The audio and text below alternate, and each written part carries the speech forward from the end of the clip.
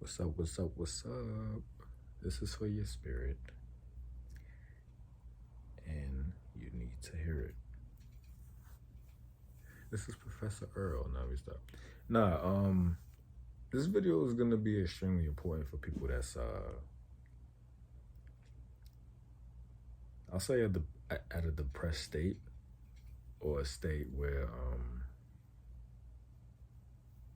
they need to get out of. And I'm gonna talk about the mundane world. The mundane world is because I'm studying numerology, I'm studying the universal mind, which is the all.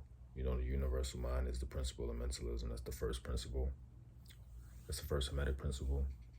And your mind is, your thoughts are not you. I know you heard this before. I don't want to sound cliche, but they're so not you. They're not. Let me actually take off these glasses. Let me actually leave these on. But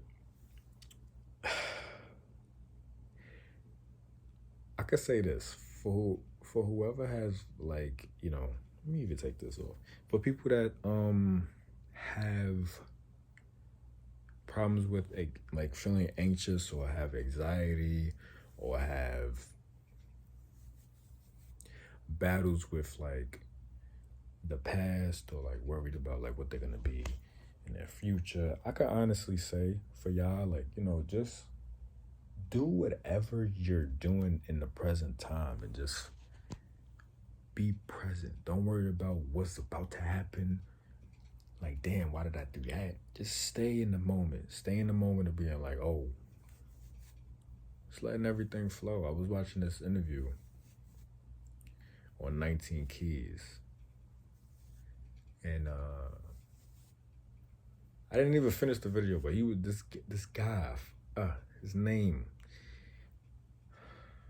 I forgot his name, but he's like a teacher. He's one of the guys that was in the voices of the daily motivational videos, and he was dropping gems on like our ancestors. He was talking about this book called The Granddaughter.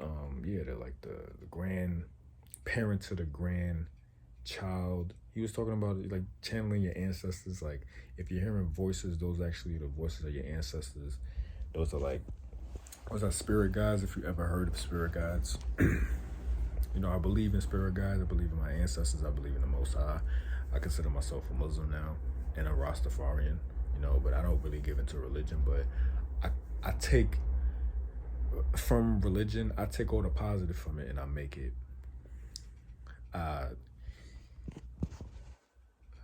it's sort of a thing that I did. So even though I feel like every religion is under the same umbrella, it's just segregated. But so I call myself a Rasta-Isla. It's kind of getting from the point of the mundane world, but this is the creative plane that I'm in that doesn't keep me in the mundane world ever. Because the mundane world, I'm gonna simplify it. I'm gonna simplify it for y'all. The mundane world is when you're spiritually idle, like you don't know what the fuck to do. Excuse my language, Most High, like God rebuke me. But the mundane world is you're just in the spiritual battle. You're just looking for coping mechanisms to feed you your void, like to fill your void, and this thing that you're ever gonna do. Like, don't ever fill your void thinking that, you know, smoking cigarettes or, you know, drinking, or like even smoking weed to a degree, even though I know it's for just don't overconsume certain things. Don't too much of something, too much access to something is not a good thing. You know, don't fill a void of accessing yourself with too much of what that is, especially if it's not, because I don't want to say a lack of a better statement of what I'm about to say. Don't feel anything that you feel like is like a friend to you, like especially if it's material. That is, oh yeah, in the mundane world when you do that. But yeah, the mundane world is, There's movies to watch on this. I'm going to ramble on this video, so y'all can skim through it. It is what it is. But the Mundane World is a movie that you could definitely watch about the Mundane World. Because I was just watching Shaka Zulu. He actually inspired me to make this video. Because a lot of people in the society in America, they're in the mundane world. They don't know what to do with themselves. They don't know what like their purpose in life is. They don't know how to grasp on their normal day-to-day life, like how they should do this, how they should do that. You know, where's life gonna take me? I'm just in this body. Which this is not real. It's just a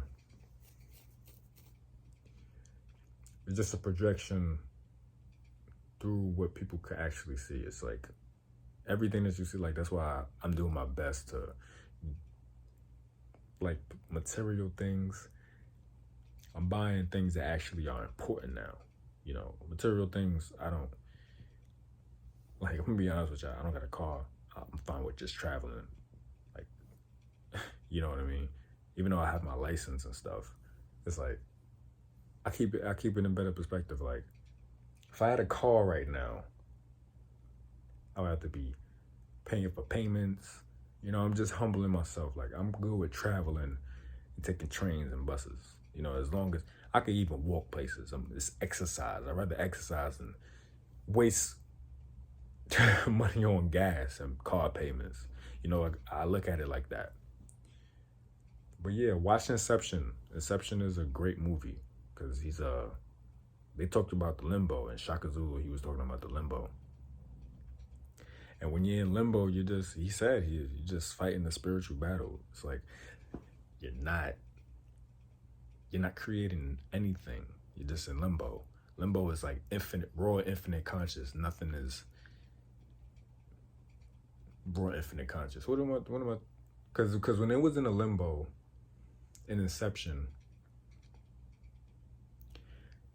you know, he was with his wife, but no one else was around. It was just her. It was just Leonardo DiCaprio and his wife is, which, ooh.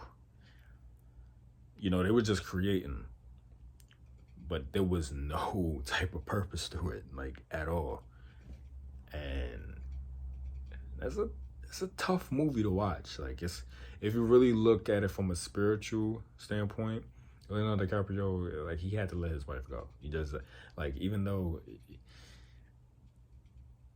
and the tricky thing about that movie, Leonardo DiCaprio's wife, she couldn't realize what was real and what was a dream, which is like the theme of the movie. They had like little totems that they would notice that, oh, this could do this in the dream. Oh, okay. But when they wake up and actually, like, because when you dream, it's your astral projection. It's like your subconscious mind.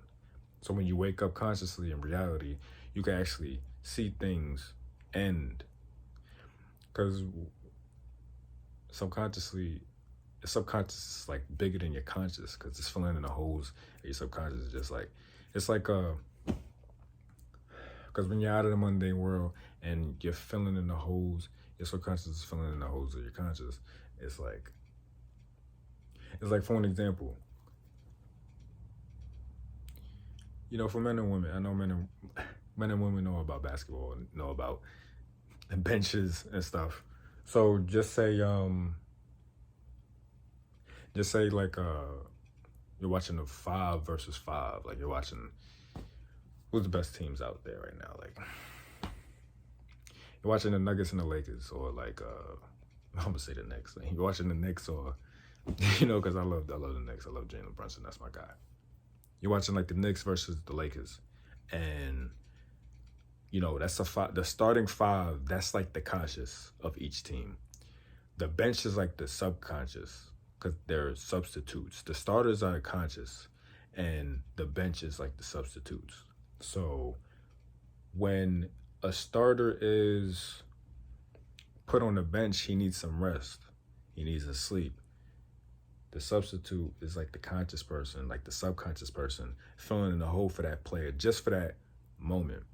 So when he's just, filling in for the starter, he could go on a little roll. He could do like, make a couple of shots. That's like I guess that's like a dumbed down version of what your subconscious could do for you.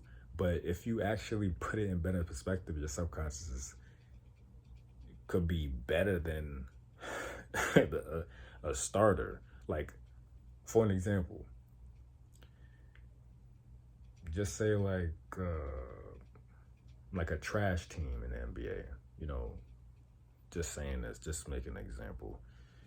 What's like the worst team in the NBA? Yeah, are there any trash teams in the NBA? I can't really name off the top. Motherfuckers is looking at this like, the Knicks. No. What's a trash team in the NBA? I'm gonna just say a random team. Like the Kings back like 5 years ago. Just say like a starter. Matter of fact, I'm gonna say the Pacers. Because the Pacers aren't trash. I actually like Tyler. I forgot his name. Tyler something. He, just say he was like a bench player at first. The coach started giving him minutes because like the starter got injured or the starter was not as good as the coach thought. But Tyler, he came off the bench. He's a subconscious player. He's a substitute. Came off the bench. The coach was like, "Whoa, what the fuck? He's wilding right now. He's just scored 10 points in the quarter." Long story short, this is just a story that I made up in my head just now. Long story short, he scored 40 points his first game coming off the bench. Like Jeremy Lin, for an example. Even though like his run that he had on the Knicks was like, yo, where the fuck did this guy come from? And he's a bench warmer. Came in as a starter for the Knicks at the time. So he was like, what the fuck is going on? Like, this guy is playing great. But, he didn't, long story short, he didn't last. But he's like a subconscious, like filling like a hose for that conscious. It's like, oh, that's something that your conscious needs. You know what I mean? So your mundane world, just get up out of that. Find something that you can create from yourself. Buy a little, like I'm gonna show you guys something real quick. Like I bought a book, not a book, but I bought a journal. It's actually, see this in a mirror's perspective, but it says free your mind. I write in this whenever I can. I don't journal all the time. It's my little journal book, notebook, notepad, whatever you want to call it. It's just something I don't journal every day. I'm not a spiritual guru. That's why I tell people. I'm just giving off advice. I'm not perfect. I even have battles within myself as well. But I'm just not in the mundane world. I continuously pray to the Most High, Allah God. But the thing about it is, I'm not in the mundane world. I humble myself to realize that if I'm humble enough to speak in spirit through God, I know I'm not in the mundane world. I'm humble enough to know that. But just for starters, just write what's on your mind. It's the smoothest human thing you could do. Just write what's on your mind, because you never know. You could possibly write a book one day. I even thought about I'm going to speak this one into existence, and I'm going to write a book one day. Haven't done it yet. I found my purpose this year. And I will talk about that soon, but not now. But yeah, I even found my purpose through this, but that's like helping people. That's under the umbrella of my main purpose. But yeah, just make sure that you because I can honestly say this: if you're in the mundane world, your root chakra is like blocked. It's underactive because you're unstable. you're, you're spiritually idle, you're grieving, looking for voids to fill. When you, especially if you're a man, if you're a woman, I'm not gonna say it's fine, but it's like you need a man to help that, because y'all master y'all crown chakra, so it's like a woman, if y'all crown chakra is blocked, it's like I can't really speak on it, so I can only speak for men. Men, we have to have a balanced root chakra. We have to. Like, y'all don't understand how extremely important for men, in this generation, to stay grounded. Like, I'll be doing my best to. Like, I haven't done it yet, but I will one day be a teacher for like young men and be like, yo, you have to find something to do, because I just purchased a book, and it was off of that 19 Keys interview with that man. He was a good man. I'll show y'all the book one day, whenever I'm comfortable with doing it. But the book is basically about, the grandparent speaking to the grandchild, because, the grandparent is instilling something. It's not something, but he's instilling, or he or she is instilling something, like discipline to that. Because I remember, like, even when I was little, like being with my grandfather, I listened to him. I didn't take his word for granted, but I didn't understand it at the time because I was so young. Like, he always used to tell me, like, yo, man, you gotta have a skill, man. You gotta do something. Like, he always told me, because I was always, I guess, tech savvy, and come to, and I'm taking solar panel classes in September. So it's like he spoke things into fruition for me that I was like, yo, and I actually found my purpose through that, which I'm gonna get to like later on. So it's like, yo, I always was tech savvy, getting into solar panel, solar plexus. I'm a Leo. Like, it was a blessing. So solar plexus, solar panels, my dominant planet is the sun. I'm a Leo. Like, it all ties in together in a very organic way. So, just find your purpose through something that you feel like it's going to help you for the long run. It's going to help you, yourself. It's going to help people. It's going to leave a legacy, because I'm telling you this right now. You will never live forever. I know I won't live forever, but your soul, your spirit, your consciousness, like, is immortal. The skin, the hair, all this is not real. It's mortality, but your soul, something that you can't actually see. Like, you can't really see this. Like all this stuff, you can't really see it from a perspective of like energy, frequency, and vibrations. If you could see energy, frequency, or vibrations, you'll lose your damn mind. That's why, like, taking shrooms and psychedelics, people need to slow down with that. That's something that's really like, you're not in the mundane world when you take shrooms. Well, what is it? Acid, LSD. Those are drugs that help with depression. Literally help with depression. People don't understand that. People think it's a drug and like, oh, I don't know. Like, shrooms? You taking shrooms? Like, I never took shrooms. I never took shrooms a day in my life. I took the chocolate bar one. I didn't really feel it.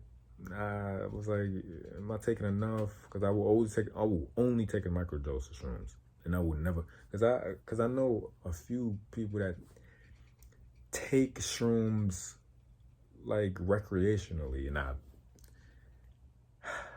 even want to tell them, like, yo, you shouldn't really take this like that, because you're channeling things, and it's just like, how do you say it? It's like you're used to it now. It's just like you're just taking it.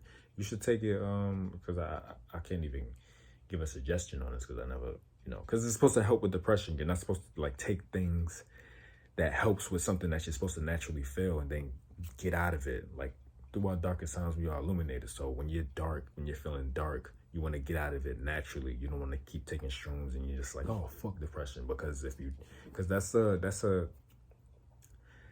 kind of fucked up to say, because if you was depressed, you wouldn't be saying that.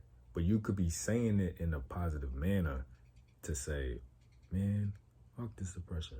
I'm gonna get up out of it.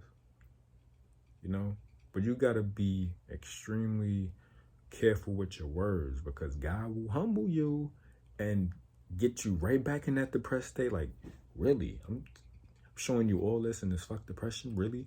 Like, you gotta really realize that what you say, God is listening. He's our omni. And omni is, he's everywhere. Like, he's even in this room because I'm talking about him.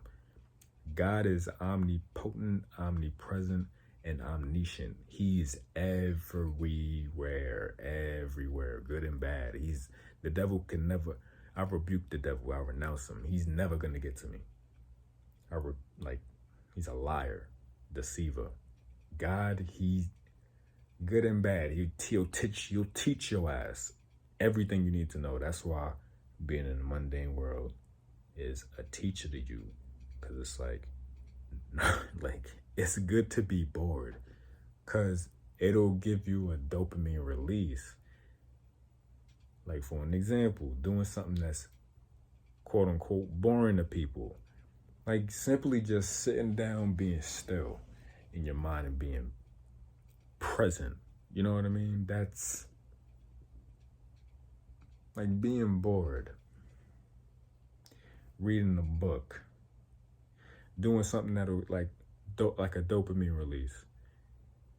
Completing a task. Like reading a page in a book. That's a dopamine release in itself, because you're completing the task. Like, you're completing that one page.